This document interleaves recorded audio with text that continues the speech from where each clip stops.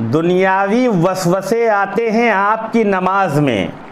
जब आप नमाज पढ़ने चलते हैं या आप जब नियत बांध लेते हैं, सूरह फातिहा पढ़ रहे होते हैं, आप रुकू में होते हैं या आप सजदे में होते हैं, तो आपको दुनियावी वसवसे परेशान करते हैं।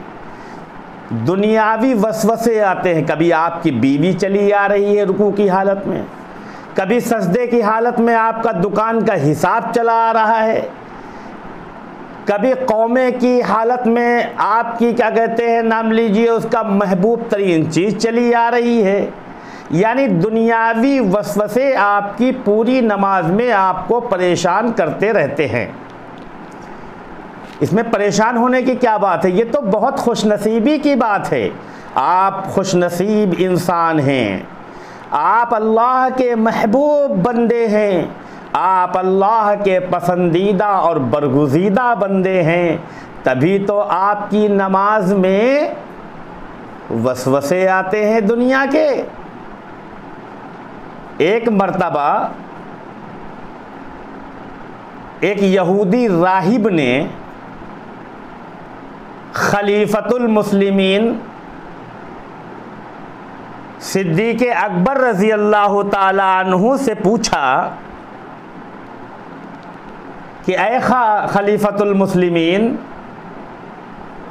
हम भी गिरजाघर में इबादत करते हैं, लेकिन हमारी इबादत में दुनियावी वसवसे नहीं आते हैं। आप नमाज पढ़ते हैं, आप इबादत करते हैं, तो आपकी नमाजों में दुनियावी वसवसे आ जाते हैं। सिद्दीक़ अकबर रज़ी अल्लाह ताला अन्हु ने उस राहिब यहूदी से कहा कि सुनो, पहले मेरे एक सवाल का जवाब दे दो, मैं आपके सवाल का जवाब दे दूंगा। सिद्दीक़ अकबर रज़ी अल्लाह ताला अन्हु ने कहा कि अगर किसी के घर के अंदर डाकू घुस जाए और उस घर के अंदर 2 कमरे हों, कै कमरे हों? 2 कमरे, और एक कमरे में सोना और चांदी रखी हो और दूसरा कमरा सोने और चांदी से खाली हो, यानी हीरे और जवाहरात वाला कमरा अलग और खाली कमरा अलग।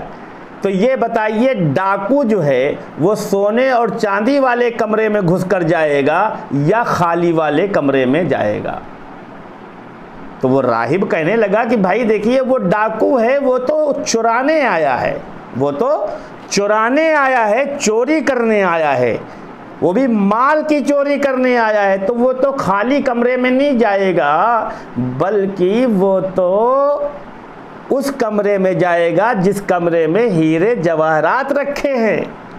तो सिद्दीक़ अकबर रज़ी अल्लाह ताला अन्हु ने फरमाया, सुनो, मोमिन की नमाज इसी तरह है। तुम्हारे पास है क्या जो तुम्हारे पास शैतान वसवसा डालने जाएगा? तुम्हारी इबादत जब अल्लाह के दरबार में काबिल कबूल नहीं, तो शैतान क्यों रोकने जाएगा? तुम्हारी इबादत अल्लाह को पसंद नहीं, तो शैतान क्यों जाएगा तुम्हारे गिरजाघर के अंदर? अल्लाह तबारक व तआला के दरबार में जिसकी इबादत पसंद होगी, शैतान उसी को रोकने जाता है। इसीलिए नमाज में शैतान वसवसा डालने आता है, नमाजी की नमाज में। हज़रत अली रज़ी अल्लाह ताला अन्हु से किसी ने शिकायत कर दिया कि अमीरुल मोमिनीन, हम जब भी नमाज पढ़ते हैं तो तरह तरह के वसवसे आते रहते हैं। हज़रत अली ने फरमाया, तुम बहुत ही ज़्यादा अल्लाह के मकबूल बंदे हो, तुम बहुत ज़्यादा खुशनसीब इंसान हो। इसी वजह से, क्योंकि तुम अल्लाह के इतने करीब हो, अल्लाह तुम्हारी इबादत को कबूल कर रहा है, इसीलिए शैतान चाह रहा है कि तुम इबादत ना कर पाओ और वो तुम्हारी नमाज में और तुम्हारे आमाल में वसवसे पैदा करना चाहता है। अगर तुम्हारी नमाज अल्लाह के दरबार में कबूल ना होने वाली होती, तो फिर शैतान तुम्हारी नमाज में या तुम्हारी इबादत में खलल पैदा करने के लिए ना आता, जिस तरह डाकू खाली कमरे में नहीं जाता है। मेरे मोहतरम दोस्तों और बुज़ुर्गों, अगर नफल नमाज की आपने नीयत बांधा है और उस नफल नमाज में शैतान ने इतने वसवसे पैदा कर दिए कि दुनियावी तमाम ख़यालात आपकी नमाज में आ रहे हैं, तो फिर आप 2 रकत उसके बाद फिर पढ़िए, फिर वसवसे आए फिर पढ़िए, फिर वसवसे आए फिर पढ़िए। शैतान थक जाएगा, तुम जीत जाओगे। आप खुशनसीब हैं, आप खुशनसीब इंसान हैं जो आपकी नमाजों में दुनियावी वसवसे आते हैं। घबराने की कोई ज़रूरत नहीं, परेशान होने की कोई ज़रूरत नहीं।